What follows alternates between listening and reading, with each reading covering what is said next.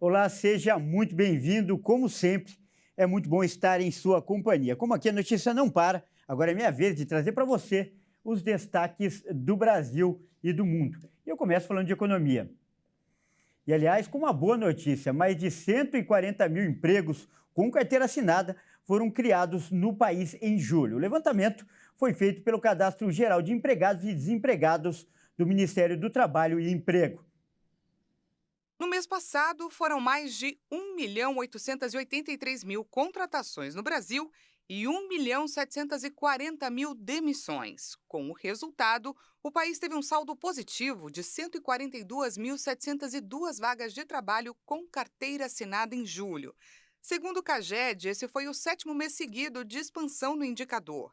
Ou seja, todas as variações mensais em 2023, até o momento, foram positivas. No acumulado do ano, o saldo foi de mais de 1.166.000 empregos, resultado obtido pela diferença entre 13.817.000 admissões e 12.651.000 desligamentos.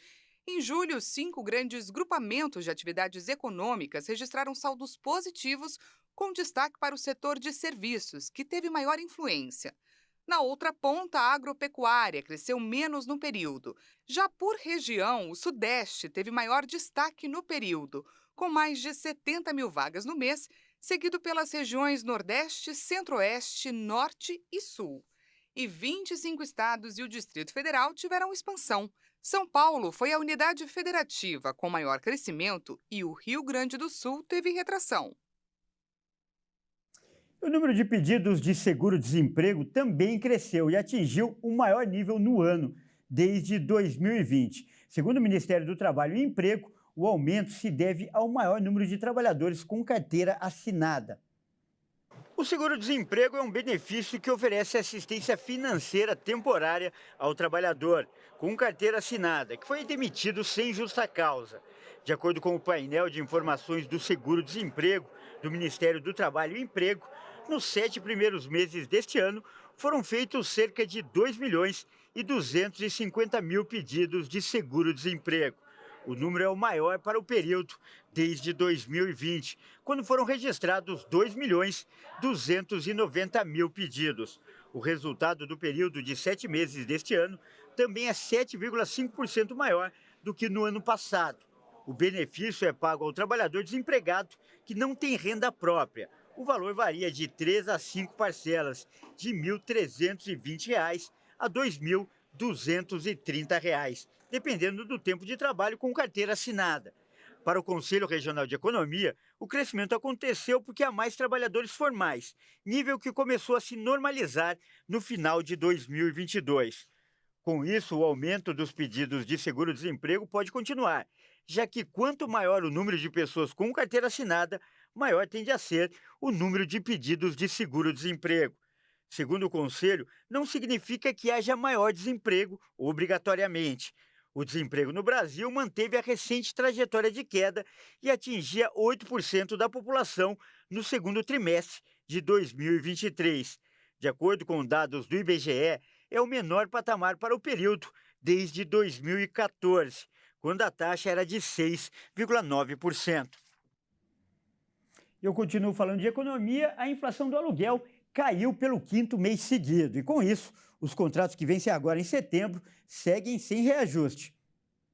Mais uma vez, o Índice Nacional de Preços Mercado, que é o responsável pelo reajuste da maioria dos contratos de aluguel no Brasil, manteve a trajetória de queda e recuou 0,14% em agosto. Com o resultado, as locações atreladas ao IGPM com vencimento em setembro seguem sem reajuste. Segundo a Fundação Getúlio Vargas, negativo desde abril, o indicador acumula queda de 7,2% nos últimos 12 meses. A sequência de 5 baixas do IGPM não era observada na economia nacional desde fevereiro de 2018, quando a taxa ficou no campo negativo por 10 meses. O cálculo do IGPM leva em conta a variação de preços de bens e serviços, bem como de matérias-primas utilizadas na produção agrícola e industrial e na construção civil. Por isso, a variação é diferente da apresentada pela inflação oficial, que calcula os preços com base em uma cesta de bens determinada para famílias com renda de até 40 salários mínimos.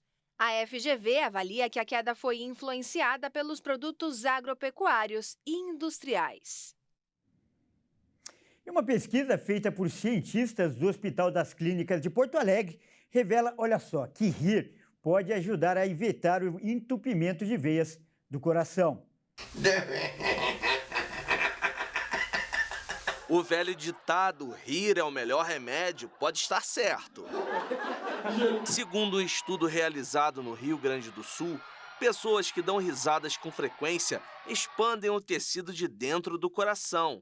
Isso aumenta o fluxo de oxigênio pelo corpo. Os cientistas do Hospital das Clínicas de Porto Alegre aplicaram testes em 26 adultos com 64 anos em média. Para que os benefícios do riso sejam observados no organismo, o paciente precisa assistir a filmes de comédia ou a programas na televisão.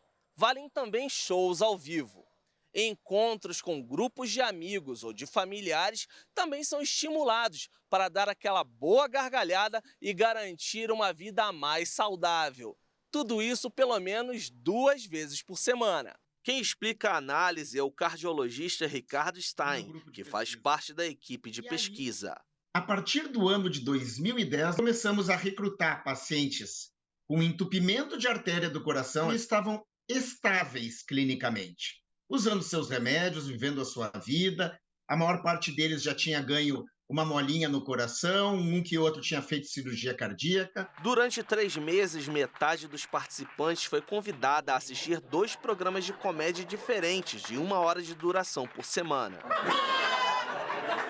A outra parte assistiu a 2 documentários com assuntos mais sérios, sobre temas como política ou meio ambiente. O resultado obtido foi surpreendente. Que a terapia do riso, a risoterapia, que dar uma risada genuína, ou seja, uma daquelas gargalhadas agudas, né, elas aumentam a capacidade desses pacientes em ganho funcional. O grupo que foi elegível para risoterapia aumentou em 10% em 3 meses, após 24 sessões, a sua capacidade para exercício. Além da melhoria das condições de saúde, equivalente a 3 meses de reabilitação cardíaca com exercícios, os pacientes que participaram da pesquisa tiveram outros benefícios. A gente mostrou também que os vasos, eles têm, a parte de dentro dos vasos chama endotélio, e que uma função independente desse endotélio melhorava nessas pessoas que eram submetidas à risoterapia, mostrando que, de alguma forma, o vaso também pode ter algum benefício com a risoterapia. Por fim, nós coletamos marcadores de inflamação, e a gente sabe que a inflamação está muito ligada à placa de gordura nas artérias do corpo da gente. E que pelo menos um marcador inflamatório, que tem um nome esquisito, chamado VICAM, modificava naqueles indivíduos que tinham sido submetidos à risoterapia. Segundo o cardiologista, apesar dos resultados positivos, ainda são necessários mais estudos sobre o tema. Mas uma coisa é certa, é preciso rir mais para viver mais e melhor. Existem alguns dados em quem tem coração fraco, diabetes. Existem dados em quem sofre do pulmão, que tem bronquite ou efizema. Então, a risoterapia parece ter impacto em um diferente espectro de doenças. Uma gargalhada genuína parece consumir em torno de 10 a 20 quilocalorias. Ou seja, rir talvez possa ajudar a emagrecer. Claro que parece uma piada, mas dá vontade de rir, né? Bom, é isso aí. Essa edição fica por aqui. Eu agradeço demais pela sua companhia e convido a continuar ligado em nossa programação. Até mais.